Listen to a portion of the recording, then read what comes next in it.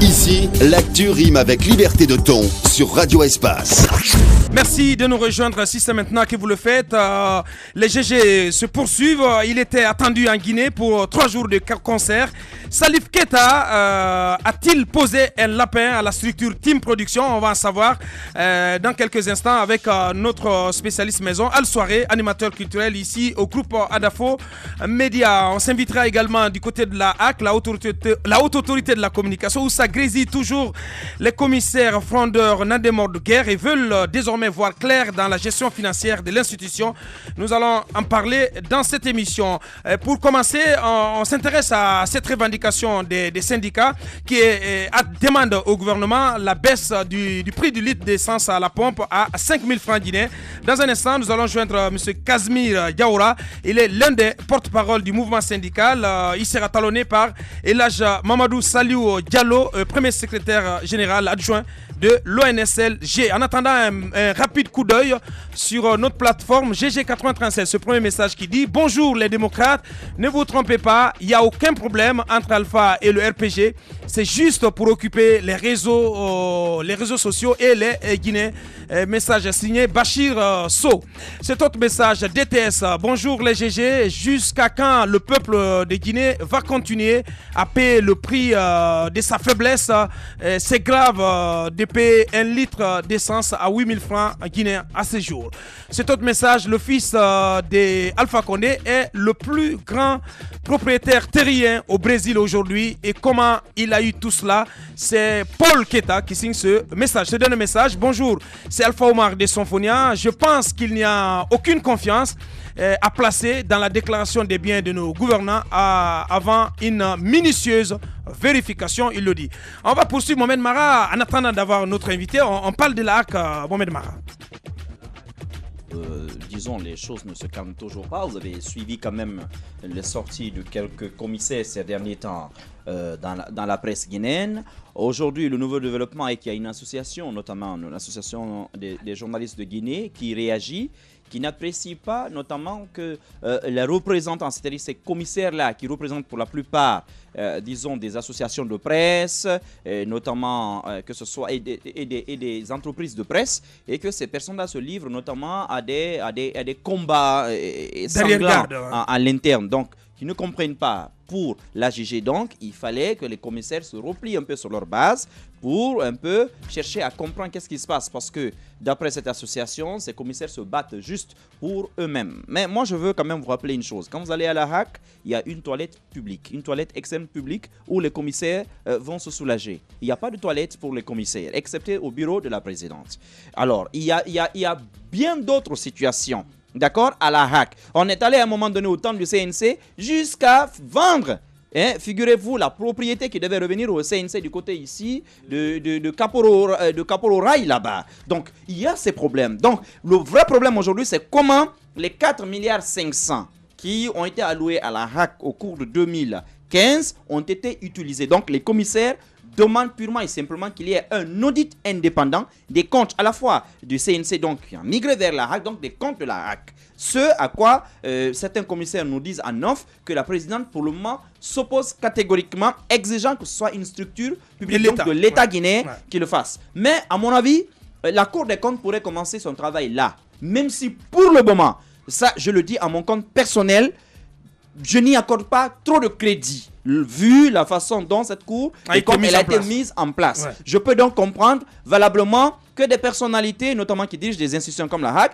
disent qu'il faut la Cour des comptes pour gérer, en fait, pour, disons, s'exprimer sur leurs comptes. Pourquoi est-ce qu'on n'a pas mise d'ailleurs en place avant, disons, la présentation du projet de loi des finances? Pourquoi est-ce qu'on a attendu que ce projet-là soit débattu et au niveau des députés, qu'on se rende compte que c'est comme on appelle ça, c'est une loi des finances qui souffre de cette maladie qui gonfle de l'hyper, comme on appelle déjà, l'hydrocéphalie, pratiquement de l'hydrocéphalie, parce qu'une grosse tête de budget de fonctionnement au niveau de tous les départements. Quand vous prenez un département comme le budget qui a 17 milliards en tout et pour tout comme budget, mais vous allez au ministère du budget lui-même, vous voyez le budget notamment qui revient entre 86 et 90 milliards pour 59 milliards de fonctionnement. Quand vous allez au sport où on vous dit qu'il y a pour les achats seulement de matériel. 80 milliards. 80 milliards de prévus, alors qu'il n'y a que 80 millions en termes d'investissement. 800 millions. Ce sont des 800 millions, pardon. Ce sont des anomalies qu'on a trouvées dans la loi des finances et qui prouvent qu'au niveau du budget, cette loi des finances n'a pas été bien préparée. Maintenant, que ce soit le même Garé qui doit viser tout cela, moi, cela m'inquiète. Mais à la HAC, encore une fois, il faut que les commissaires acceptent qu'il y ait un audit. Parce que là, à mon avis, c'est toutes les associations de presse qui doivent maintenant l'exiger. Ces gens-là, ils sont là-bas pour nous. Ils sont là-bas pour nous protéger. Mais lorsque leur gestion n'est pas saine, lorsqu'il y a des soupçons de corruption, à mon avis, d'une manière ou d'une autre, cela va réjaillir sur la question de la liberté et de la presse en Guinée. Bien. Tamba, en 30 secondes. Très rapidement, des soupçons. On est en droit d'avoir des soupçons sur la façon dont notre institution est gérée. Ça, c'est une chose.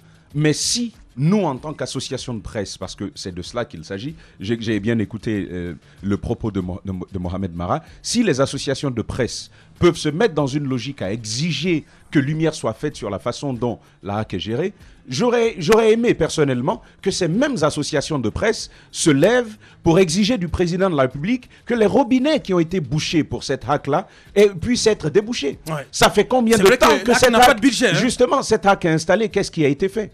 Moi, c'est une première. C'est pourquoi j'ai envie de venir sur ce sujet avec beaucoup de prudence pour savoir ce qui est en train d'être fait. D'ailleurs, la présidente, que à plusieurs reprises j'ai rencontrée, n'est pas opposée à ce que lumière soit faite sur sa gestion. Non, certes, elle a quelques exigences que je trouve tout à fait légitimes. L'État devrait avoir une entité, une structure qui s'occupe de faire la lumière sur la façon dont ces institutions sont gérées. Mais, et aussi, c'est là le lieu de poser la question à tous ces commissaires qui se lèvent maintenant, ces rapporteurs au niveau de la HAC, ces commissaires et rapporteurs et autres. Ça fait combien de temps, ça fait combien de mois qu'ils sont là? On ne les a jamais entendus se lever, rien n'a été fait. Et c'est maintenant que je veux bien savoir ce qui motive toute la démarche. Casimir Diawara, un des porte-parole du mouvement syndical, en direct dans cette émission. Les grandes gueules. Monsieur Diawara, bonjour. Bonjour, monsieur. Ok. Hier, les deux centrales syndicales, CNTG et USTG, ont rencontré les deux ministres du gouvernement, celui du travail et celui de la fonction publique. Dites-nous de quoi vous avez parlé exactement. De quoi avons-nous parlé exactement avec le ministre de la fonction publique et monsieur le ministre de l'emploi et du travail? Je vous remercie, monsieur, pour me poser ces questions. Et c'est l'occasion de pouvoir donner l'information exacte parce qu'il y a trop de supputations et assez de commérages dans la ville. Nous avons été informés que monsieur le ministre de la fonction publique devrait nous rencontrer depuis 72 heures. Nous étions en préparation de la correspondance adressée à monsieur le Premier ministre sous couvert de monsieur le ministre de l'Emploi et du Travail, pour demander encore une rencontre au niveau tripartite, parce qu'en septembre de l'année dernière, vu les situations sociopolitiques et sanitaires qui prévalaient dans le pays, il était difficile que nous nous rencontrions pour parler de crise, parce que la crise majeure, c'était Ebola. Maintenant que Ebola est déclaré dépassé, nous nous sommes dit que les revendications en suspens, il serait bon de rencontrer les autorités dans le cadre tripartite, gouvernement, patronat et syndicats, pour parler des points non encore respectés du protocole 2015 et de nos nouvelles revendications, qui sont toutes, bien sûr, anciennes, parce qu'elles découlent d'anciennes revendications qui ont été satisfaites à un moment donné, mais le contexte changeant, les revendications reviennent. Ok. Donc, monsieur Diawara. Oui. Parlant donc du prix du carburant, est-ce que vous avez discuté avec le gouvernement et quelle a été la réponse des ministres par rapport à ça? Vous exigez, vous attendez aujourd'hui du gouvernement que le prix du litre à la pompe soit revu jusqu'à 5 000 francs guinéens. Est-ce que c'est une revendication réaliste, M. Diawara? Nous sommes des demandeurs et qui voudraient que leur demande porte. Et généralement, nous savons que nous allons vers ceux qui doivent nous donner l'offre et ils la feront en fonction de ce dont ils disposent. Réaliste pour nous, oui. Réaliste pour nous, oui. Parce que c'est la base sur laquelle nous fondons notre demande. Maintenant, il restera au patronat, à l'État, dans une étude commune avec nous, de déterminer le niveau auquel nous allons accéder en fonction non seulement de la composition du prix et en fonction du prix du pétrole dans les autres pays voisins, parce que nous ne pouvons pas être pourvoyeurs d'une autre économie. D'accord. Est-ce qu'il y a un deadline que vous avez donné au gouvernement suite à cette rencontre, M. Casimir? Oui. Vous avez donné un deadline au gouvernement suite à cette rencontre? À la rencontre d'hier. Effectivement. Je n'ai pas bien compris la question. Est-ce que vous avez donné un deadline au gouvernement suite à la rencontre d'hier? Non, écoutez, la rencontre d'hier était une rencontre d'éclaircissement que monsieur le ministre de la fonction publique, la réforme de l'État et la modernisation de l'administration était venu vers nous pour nous éclairer sur des points, sur l'état d'avancement de tout ce sur quoi nous avons travaillé l'année dernière, à savoir la grille, à savoir la Caisse nationale de prévoyance sociale des agents de l'État, l'Institut national d'assurance maladie obligatoire. Alors, ce sont des revendications de l'année dernière. Le travail a eu lieu et il était venu nous faire un peu le point de cette situation. Et tout cela sera débattu au cours de la rencontre. Nous ne sommes pas rentrés dans une discussion hier. Bien, M. Casimir Diawara, un des porte-parole du mouvement syndical guinéen. Merci, M. Diawara, d'avoir répondu à nos questions ce matin. Je vous en prie, merci. Merci. Alors, sans transition, Ahmed, quelques mots à rajouter, quelques commentaires? Oui, ce que je veux rajouter, c'est qu'il faut qu'en Guinée, il faut qu'on cherche à avancer désormais. Pour moi, ce n'est pas une question de syndicat, ce n'est pas une question de rencontre avec le ministre du Travail ou encore de la fonction publique.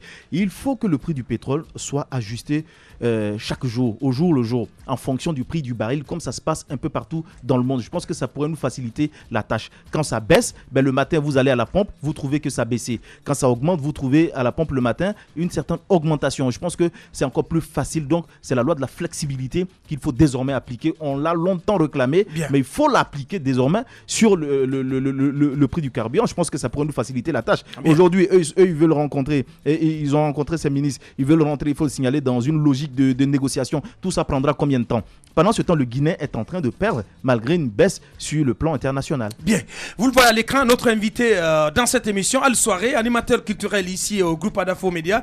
Al, bonjour. Bonjour Aboubacar. Vous êtes là pour parler du concert, du triple concert que Salif Keita devait avoir ici en Guinée. Et finalement, Salif Keita ne sera pas à Conakry. Voilà, il vous souviendra déjà que Salif Keita a été annoncé pour le mois de décembre 2015, les 26, 25, 27 également. Malheureusement, ce contrat n'a pas pu être rempli. Beaucoup de personnes, beaucoup de langues se sont déliées. On a dit que la promotrice de ce spectacle n'a pas respecté le public. Les gens avaient acheté des tickets, malheureusement, les tickets ont été remboursés. Après, il y a eu renégociation pour reprogrammer Salif Keita les 15, 16 et 17 janvier. Avant de vous laisser avancer, vous parlez de renégociation. Est-ce qu'il y avait eu même une négociation avant ces différentes dates? Parce que nous, l'information que nous avons reçue, c'est que les promoteurs ont annoncé avant d'aller négocier avec Salif Keita. Voilà. Bonne question, Ahmed. D'abord, il faut souligner que nous, on intervient en tant que partenaire média. Ouais. L'organisation est à Team Production. Mais je vous rappelle que quand on est un grand artiste éponymique comme Salif Keita, quand on a cette trempe, cette carrure, je pense qu'il y a certaines bassesses qu'il ne faut pas faire. Alors Salif Keita, laissez-moi finir parce que Salif Keita a reçu 75% de ce contrat. Ok. Le salaire d'un artiste, c'est le contrat d'engagement que vous signez entre vous et un producteur ou un promoteur ou votre argent artistique. Alors Salif Keita a reçu 75% de son cachet. Voilà. Le premier motif était la première fois qu'il avait raté son vol. Donc il n'a pas pu assister.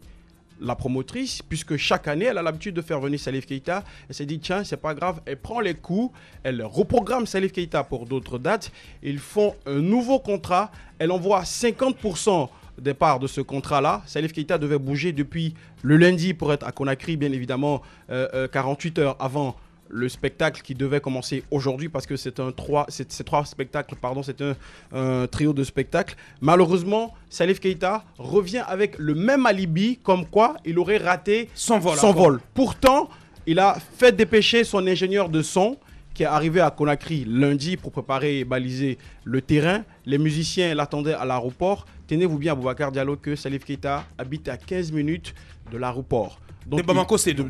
Donc il aurait pu se déplacer et venir. Alors qu'est-ce qui suscite un peu ce refus de Salif Keita de venir jouer? Parce que la dame se pose beaucoup de questions. Ouais. Elle veut bien comprendre parce qu'elle a toujours collaboré avec Salif Keita. Et tout d'un coup, subitement, de façon très lunatique, l'artiste aujourd'hui ne respecte pas sa part de contrat. Alors tenez-vous bien que... Qu'est-ce que vous en savez? Est-ce que vous avez cherché à comprendre? Mais justement, pas du tout.